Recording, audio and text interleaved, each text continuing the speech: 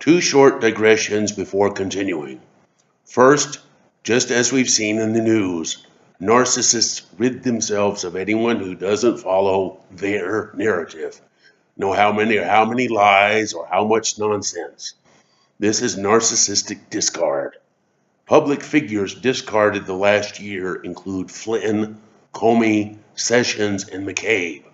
When my father told Cousin D his plans to leave me nothing, my father was in the midst of narcissistically discarding me, his own only child. Poisoned affections. Because I saw through his 24/7 act and called him out on things he did and knew were wrong. Please refer to the Rosenberg video I quoted before about outing a narcissist. After Cousin D challenged his plan, Cousin D was no longer useful to my father and a threat to his false narrative. So my father discarded him and found new gullible flying monkeys, a term for people narcissists manipulate and use to carry out or assist in abusing their victims, who are usually immediate family. Who better to be new flying monkeys than second cousins who had no appreciable contact for 60 years and had no idea of the lies and smears he was perpetrating against his own flesh and blood, especially with a long-planned and carefully executed smear campaign to take away my credibility. Second digression. About the time I got married, my father emailed me to criticize my wife's father, an alcoholic. He rhetorically, sarcastically, and hypocritically asked, what kind of man doesn't take care of his family? And just what was my father doing at the same time? He was making plans to ensure my and my family's fiscal and physical futures would be as painful as possible. Perverted sense of right. Clause 6. That no insane delusion shall influence his will in disposing of his property. While Vaknin differentiates between narcissism and insanity, he does refer to narcissists as delusion due to their grandiose fantasies. Some writers explicitly state narcissists are morally insane, and considering my father's and Donald Trump's actions, the possibility does seem to merit further study. I prefer to focus on the philosophical question of influenced will. In the video, The Narcissist's Life, a Prolonged Nightmare, Vaknin says, quote, the narcissist does things and he knows not why and where from. He says things, he acts, he behaves in certain ways which he knows endanger him and put him in line for punishment, yet he cannot control them. The narcissist hurts people around him or breaks the law or violates accepted morality. He wants to stop but knows not how. Gradually, the narcissist is estranged from himself, possessed by some kind of demon, a puppet on invisible mental strings. End quote. Whatever you think of the determinism versus free will debate, if you spend any time wondering whether addicts have control over their addictions, I think you'd be inclined to say no. I'm of the opinion that a narcissist's addiction to praise, perhaps through compulsive giving, to pity through smear stories about disappointing spouses or children, or even to condemnation, which seems a compulsively masochistic need, all highlight this issue of how much or how little free will the narcissist truly has. Cockburn's influenced will and Vaknin's observations, just quoted, seem worthy of more consideration.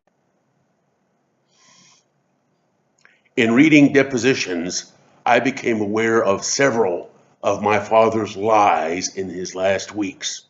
In my estimation, lies firmly believed by the teller qualify as delusions. I'll use just two to illustrate what I see as Cockburn's and Vaknin's delusions.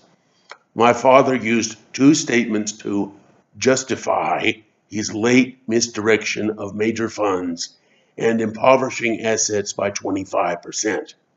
The first was his lie mentioned before: there's enough in the trust to help with my son's retirement, as if I'll get something else, like a pension from a job or Social Security, which I won't. Remember also, I won't get Medicare, Medicaid, or other insurance. So what there is or isn't in the way of trust assets will or will not be there to help as I get older and have more health issues. The second lie delusion involved his mistaken perception of my work ethic, noted before. He reportedly said he wanted to teach me a lesson about keeping a job. This is a lie on so many levels.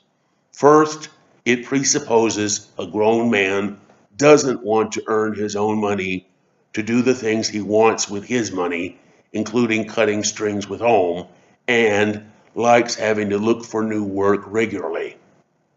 Second, my father knew I left some jobs for health reasons.